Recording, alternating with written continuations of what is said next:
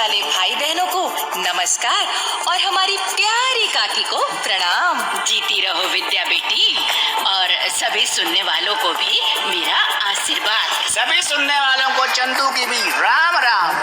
राम राम चंदू, अच्छा तुम इस झोले के पीछे बैठे हो, तुम्हें देखा ही नहीं मैंने। क्यों रे चंदू, तो ये झोला भी साथ लाया है? अरे इसमें तो ये सब्जी भरी दिखे है। हाँ, मैं हाट से सब्जी खरीद कर लाया हूँ। अरे ये माजरा क्या है रे चंदू? माजरा क्या होना है काकी, हमारा वो पड़ोसी है ना बिरजू, तो उसकी बीवी रमती बड़ी तेज है। कभी कभी तो ऐसी बात बोल देती है कि हंसी छूट जाए।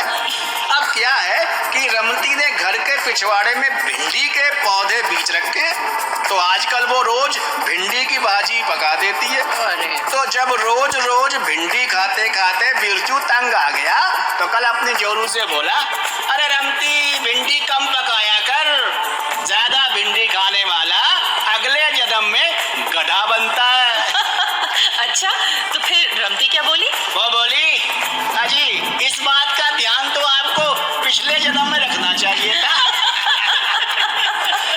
रमती की बात पर हंसी तो मुझे भी आई, पर मैं समझ गया कि इसी बात पर दोनों में झगड़ा शुरू हो जाएगा। तो मैंने बात का निपटारा करते हुए कहा कि रमती, जो तू बगीचे की सब्जी पकाकर पैसे बचाना चाहती है तो ठीक है, मैं तुझे कल हाट से सब्जी खरीद कर ला दूंगा। भाई आखिर पड़ोस के लिए इतना तो करना ही चाहिए ना। वाह चंदू, तुमने तो झगड़े होने से पहले ही उसका निपटारा कर दिया। अच्छा विद्या बेटी, अब तुम भिंडी के बगीचे से बाहर निकलो और ये बताओ कि आज एसएमसी के बारे में कौन सी जानकारी दे रहे हो? हाँ तो भाइयों बहनों, पिछली कड़ियों में हमने आपको एसएमसी यानी विद्यालय प्रबंध समिति के गठन और उसके कामकाज के नियमों के बारे में जानकारी दी। तो आज हम आपको बताते हैं एसएमसी की उस खास जिम्मेदारी के बारे में जिसको ध्यान में रखते हुए इस समिति के गठन के बारे में सोचा गया था। अच्छा एक बात है काकी, अरे वो भी बता देना विद्या बेटी। आज हम जिस जिम्मेदारी की बात कर रहे हैं वो एसएमसी की एक बड़ी जिम्मेदारी है, और वो ये है कि इलाके के अधिक से अधिक बच्चों को स्कूल में दाखिला दिलवाना। जो माता पिता अपने बच्चों को स्कूल नहीं भेजते, उन्हें बच्चों को स्कूल में नामांकित करने के लिए तैयार करना, और ये भी ध्यान रखना कि वो बच्चे नियमित रूप से स्कूल जाएं। तो वो बच्चों को स्कूल क्यों नहीं भेजते, इन कारणों को भी तो समझना चाहिए। वैसे मैंने उन्हें समझा है और उन माता पिता को समझाया भी है। ठीक है काकी, तो हम एक नाटिका सुनवाते हैं और फिर आपसे पूछते हैं कि क्या ये वही कारण है जिन पर आपने भी गौर किया, और फिर आपने उन माता पिता को कैसे समझाया। ठीक है, सुनवाओ।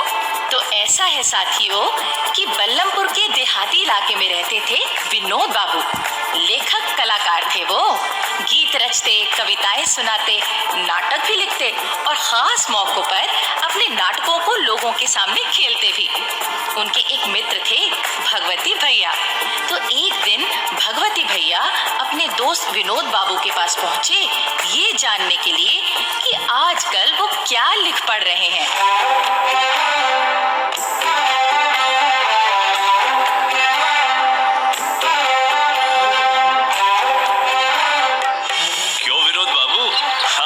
क्या लिखा पढ़ी हो रही है?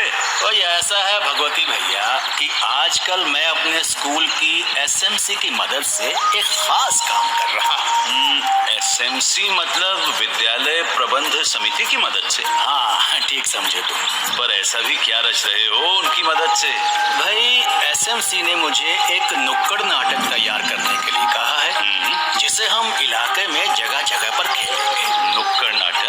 पर किस विषय पर?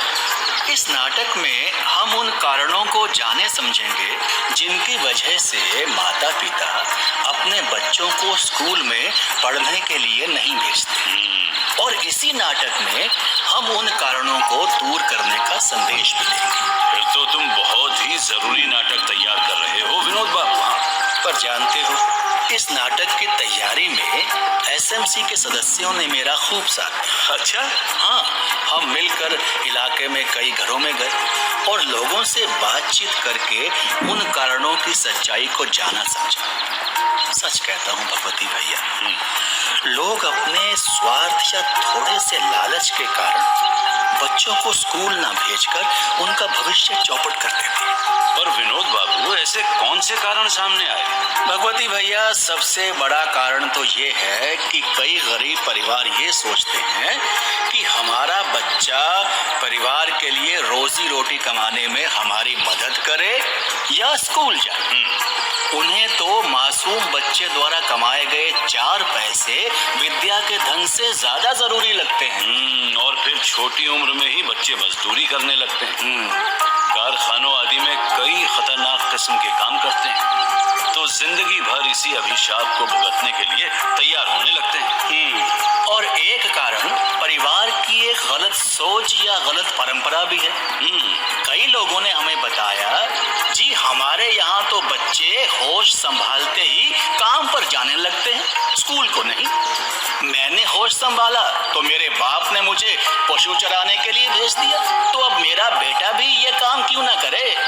सच में ये तो बड़ी गलत सोच है। और भगवती, जहाँ तक बेटियों को स्कूल ना भेजने की बात है, तो उसका सबसे बड़ा कारण है बेटी को पराई अमानत समझा जाना। बिल्कुल। अरे जब उसे दूसरे घर में चले जाना है तो फिर हम उसे क्यों पढ़ाएं लिखाएं? उसने हमारा क्या सवार देना है? अच्छा, कुछ लोग सोचते हैं कि स्कूल भेजने से लड़की हाथ से निकल जाएगी, मतलब नए जमाने की गलत बातें सीख जाएगी। हाँ, और कुछ लोग तो ये भी सोचते हैं कि लड़की ने तो बड़े होकर चूल्हा चौका ही संभालना है, तो वो काम तो वो अपनी अम्मा से भी सीख जाएगी। हाँ, ये कारण भी सामने आया था। अच्छा विनोद बाबू, तुम अपने नाटक में इन कारणों का क्या जवाब दोगे? बस वही लिख रहा हूँ आजकल। इसे खत्म करके हम अपने नाटक की तैयारी शुरू कर देंगे और फिर तुम ये नुक्कड़ नाटक देखकर बताना कि एसएमसी वाले अपने इस अभियान में कितने सफल हुए। अरे क्यों नहीं, मैं तो सबको ये नाटक देखने के लिए कहूँगा। हम सब अपने बच्चों को सुखी जीवन का आशीर्वाद देते हैं, तो ये आशीर्वाद तभी पूरा होगा जब हम उन्हें पढ़ने के लिए स्कूल भेजेंगे।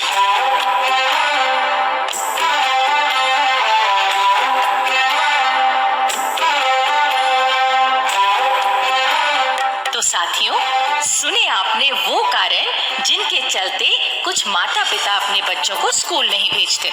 हाँ विद्या बेटी, मेरी समझ में भी यही कारण आए थे। लोगों से बात करके अब यहाँ 2 बातें हैं काकी। पहली तो ये कि अभी विनोद बाबू ने एसएमसी के एक जागरूकता अभियान की बात कही, जिसमें वो बच्चों को स्कूल भेजने के लिए नुक्कड़ नाटक तैयार करवाते हैं। तो हर स्कूल की एसएमसी को ऐसे जन अभियान चलाने चाहिए, क्योंकि ऐसे किसी अभियान में कही गई बात सीधे दिल को छू लेती है। और तेरी इस बात ने मेरे दिल को छू लिया विद्या बेटी। अच्छा, अब दूसरी बात बता। दूसरी बात तुम्हें बतानी है काकी। मेरे को? हाँ, अब आप ये बताइए काकी कि अगर इन कारणों को दूर करना हो तो विद्यालय प्रबंध समिति यानी एसएमसी के सदस्यों को क्या बात समझानी चाहिए? देखो विद्या बेटी, बात तो बहुत ही सीधी और सच्ची है। भाई, बच्चों को स्कूल की जगह कमाई करने भेजोगे तो पीढ़ियों से चली आ रही तुम्हारी गरीबी दूर नहीं होने वाली। तुम्हारा बच्चा पढ़ेगा तभी तो कुछ बनेगा। शिक्षा का उजाला ही तुम्हारे परिवार की गरीबी दूर कर सकता है। वाह काकी, क्या बात कही। अच्छा, अब दूसरी बात। तुम कहते हो कि ये तो हमारे परिवार की परंपरा है कि बच्चा कुछ बड़ा होते ही कमाने को निकल पड़ता है, पर जरा सच सच बताना, इस परंपरा ने तुम्हारे परिवार को क्या दिया? वही गरीबी, तंगहाली और पिछड़ापन। तो भाई फिर इस गलत परंपरा को तुम छोड़ क्यों नहीं देते? बच्चों को स्कूल भेजो और फिर गर्व से कहो कि हमारा बच्चा पढ़ रहा है और हमने एक सही कदम उठाया है। और जो लोग बेटियों को स्कूल नहीं भेजते, उन्हें एसएमसी वालों को क्या समझाना चाहिए? अरे चंदू, तू भी कभी कभी अकल की बात कर ही देता है। तो देखो भाई, ये पराई अमानत वाली बात तो सिरे से गलत है। सच्ची बात तो ये है कि एक पढ़ी लिखी लड़की मायके या ससुराल दोनों ही परिवारों को अपनी कुशलता और ज्ञान से सुखी बना सकती है। और भैया, स्कूल जाने पर लड़कियां दुनिया भर की अच्छी बातें ही सीखती हैं। नए जमाने की नई सोच, नई ज्योति दूर करती है अज्ञानता के अंधेरे को। हाँ काकी, इस तरह से समझाया जाए तो माता पिता के मन में जरूर ही चेतना जागेगी और वो अपने बच्चों को स्कूल भेजना शुरू कर देंगे। तो चलिए कार्यक्रम को आगे बढ़ाते हैं और आपको सुनवाते हैं ये मीठा सा लोकगीत। और विद्या बहन, इस लोकगीत में बच्चे के जन्म के मौके पर उसकी माँ यानी जच्चा की तारीफ की गई है। जच्चा तो मेरी सीधी सादी जी, जच्चा तो मेरी भोली भाली जी, जच्चा तो मेरी सीधी सादी जी, जच्चा तो मेरी भोली भाली जी।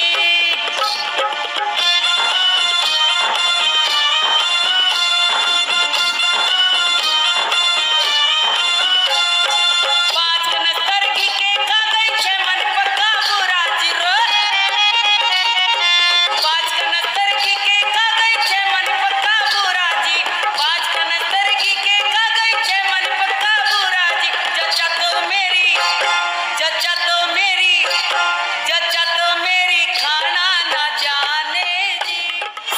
अरे वाह, बहुत बढ़िया लोकगीत था भाई। हाँ काकी, और अब उतना ही बढ़िया है ये संदेश जो हम सुनवा रहे हैं।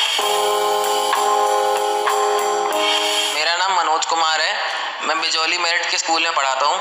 2 साल से ये काम कर रहा हूँ। मैंने देखा है कि राज्य सरकार की कोशिश और एसएमसी के कामकाज के कारण स्कूलों में जो बदलाव आए हैं उनका फ़ायदा बच्चों को ही नहीं, हम अध्यापकों को भी हुआ है। हमारे लिए भी सुविधाएं बढ़ी हैं और पढ़ाने के बेहतर माहौल बना है।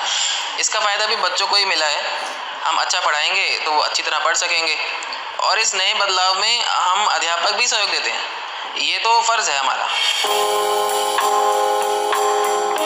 अच्छा विद्या बहन, एक कहावत है कि बच्चे बड़ों के बाप होते हैं, पर मैं तो कहूँ कि जो बच्चे स्कूल जाते हैं वो बड़ों के मास्टर भी हो सकते हैं। क्यों रे, तेरी भतीजी भी तो स्कूल जाती है। हाँ, तो वो हमारी मास्टरनी से कम तो ना है, बस वो हमें मुर्गा ही नहीं बनाती। वैसे तेरे को तो वो बनाना ही चाहिए। पता है, उस दिन मुझसे बोली कि चाचा, जैसे स्वच्छ शौचालय हमारे स्कूल में बने हैं वैसा ही तुम घर में भी बनवाओ, खुले में शौच की मुसीबत से छुटकारा पाओ, सेहत का वरदान पाओ, हमें बीमारियों से बचाओ। क्या बात है। ठीक बात है चंदू, जब कोई बालक बालिका स्कूल से पढ़कर आता है तो अपने परिवार को भी शिक्षित बनाता है।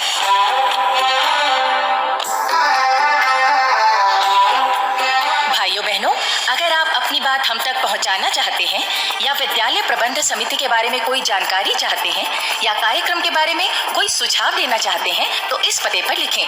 हमारा पता है समग्र शिक्षा उत्तर प्रदेश सर्व शिक्षा अभियान ऑफिस, विद्या भवन, प्रथम तल, फर्स्ट फ्लोर, निशांतगंज, लखनऊ 226007। तो अब जन पहल के अगले कार्यक्रम तक विद्या